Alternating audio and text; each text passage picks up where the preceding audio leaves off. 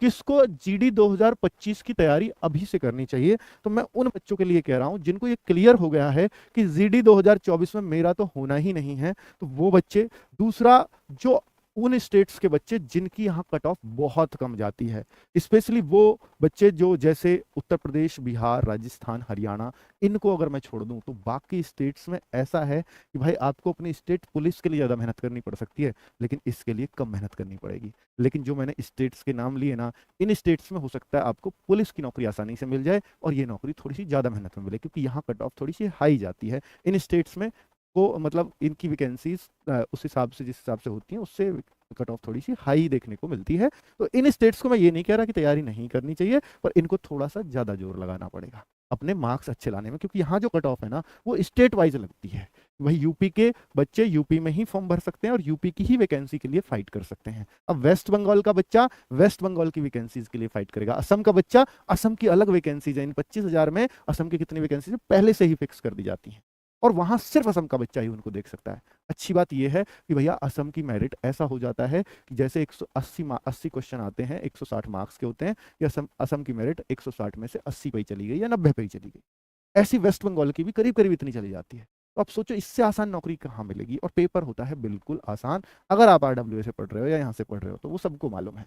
किन बच्चों के लिए जीडी में नौकरी लेना आसान है, मैंने बता दिया कि भैया इन 3-4 स्टेट्स को छोड़ दीजिए, बाकी बच्चों को जीडी में नौकरी लेना आसान है। लेकिन मैं इन स्टेट्स वाले बच्चों से भी कहूंगा कि इससे बढ़िया नौकरी इसलिए नहीं है आपकी स्टेट की, क्योंकि आपकी स्टेट के तो पेपर ही इतने लीक हो जाते हैं और फिर ये नहीं पता होता कि पता नहीं कब वैकेंसी आएंगी या कब नहीं आएंगी, या कब वो एग्जाम होगा या कब नहीं होगा। अगर एक बार वैकेंसी स्टेट की छूट गई और हमने पूरा मन उसमें लगाया हुआ है और हमारा वो उसमें नहीं हो पाता है, तो फिर हो सकता है वो 5-6 साल बाद नौकरी देखने को मिले, जैसे यूपी में हुआ था। 2018 के बाद सीधा 2024 में भर्ती आई है। ठीक है, तो बीच में ओवरेज हो जाएंगे बच्चे। तो इसको अगर टारगेट करते रहोगे तो ये हर साल आपको मौका देती रहेगी। कोई बात नहीं, इस बार नहीं, अगली बार मैं पक्का ही इसको निकाल लूंगा, इतना विश्वास हो जाता है। अगर आपने तैयारी की है, बहुत मन से तैयारी की है, इस बार नहीं हो पाया, तो इतना आपको यकीन हो जाएगा कि यार मैं बिल्कुल मार्जिन पे रहा हूं या मैं 2-4 मार्क्स से रहा हूं, अगली बार तो 100% निकाल लूंगा, चाहे वैकेंसी कितनी भी आओ।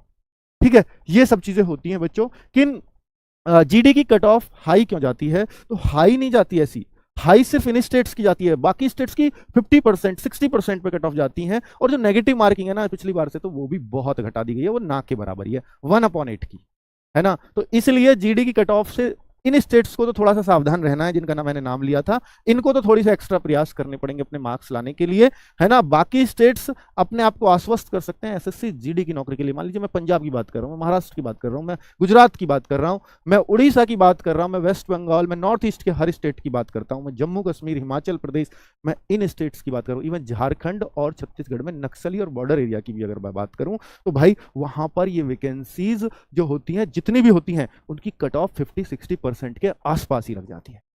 और जहां नेगेटिव मार्किंग ना के बराबर हो, वहां आधे नंबर लाना बहुत मुश्किल काम नहीं।